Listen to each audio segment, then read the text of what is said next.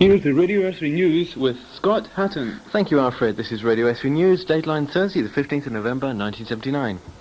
Chancellor Sir Geoffrey Howell is all set to turn the screw tighter this afternoon. No borough in the land will escape the painful effects of the credit squeeze he unveiled in the House of Commons earlier on. Sir Geoffrey's mini-budget is designed to curb the runaway growth in the amount of money available for spending. The package will mean a rise of at least 2% in the Bank of England's key minimum lending rate, as well as curbs on all lending from bank overdrafts and personal loans to hire purchase and possibly credit cards. And now with news from the rail crash inquiry, Malcolm Pringle reports directly from Aberdeen.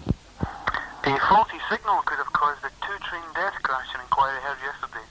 4 people were killed and 51 injured when the Glasgow-Aberdeen Express crashed into the rear of the Glasgow-Dundee train, which broke down at Invergowrie. Mr. William Blackley, a leading rail track man, said on 2 occasions he saw the station signal slightly cocked. He put it right by hand and reported to the signalman. Major Townsend Lowe is a British Rail Executive Officer who chaired the inquiry, will report the findings and any recommendations to the Transport Minister. And now back to the studio. Well, thank you, Malcolm. Well, as most of you may have realised, the elections, the CSA elections to the NUS Scottish and the NUS National Council at Blackpool have been going on for the great majority of the day.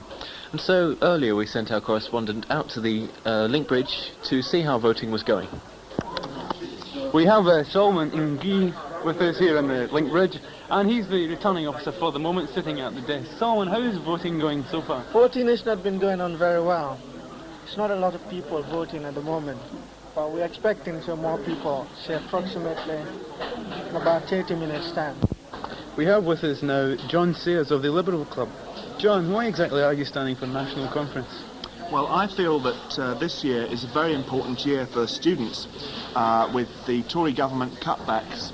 I feel that National Conference can show just how much opposition there is among the student movement to the government cuts and how they're going to affect us. Do you believe that the cuts are being unanimously opposed by all the students, or are there some factions which support the government in this? I think it would be unfair to say that the majority of students are against the cuts. There are quite a few Tories who are in favour of them.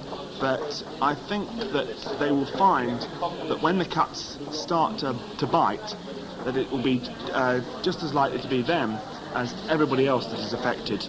There's been a fair deal of criticism levelled at the sabbaticals for inaction as regards publicising such events.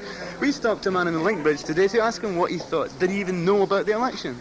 No, I didn't know about the election, I must admit. It's been an appalling lack of publicity. And on behalf of all the llamas in Great Britain, I'd like to point out that we know nothing about this election, or we'd have put forward our own greasy llama candidate. So next time it comes along, chaps, vote llama.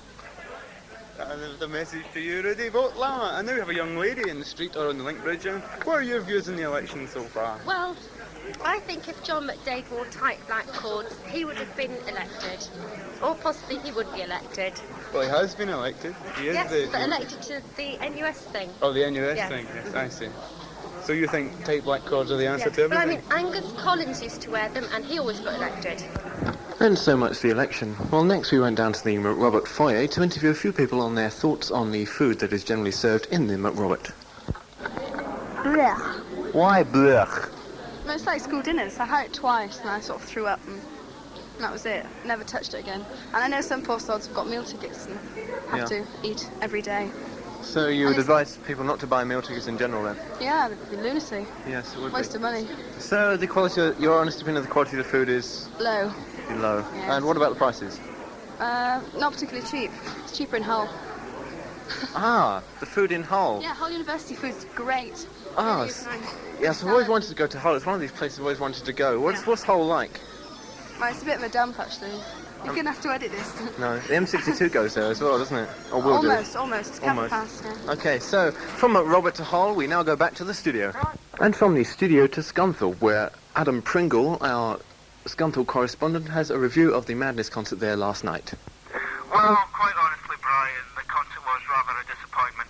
I think the main drawback was that the concert hall only does hold 5 people. So, including the band, there was about 2 bands. Hey? What? No, I'm sorry, this is a report.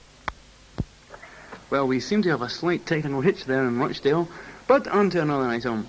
Last Tuesday, we went down to somewhere in England to interview Madame Nesia, a well-known clairvoyant.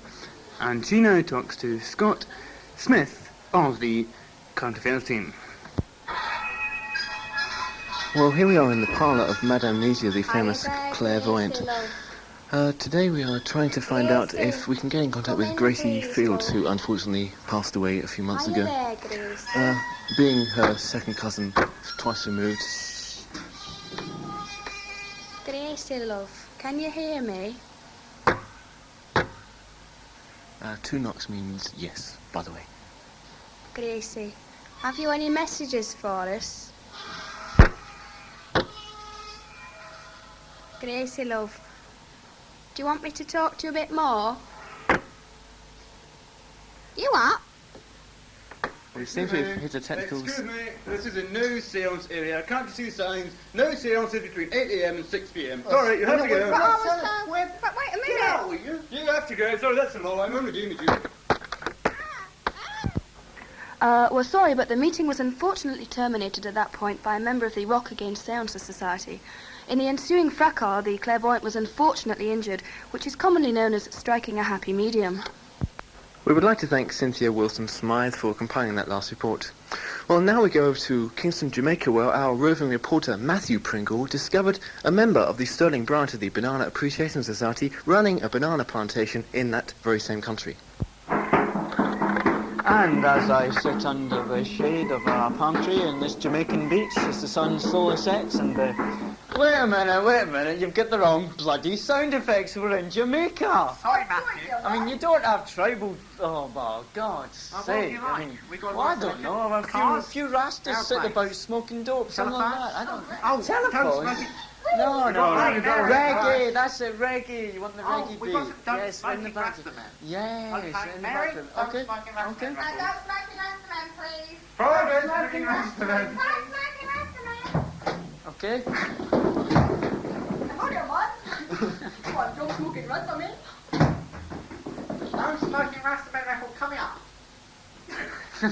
Oh, he likes to smoke dope and we are at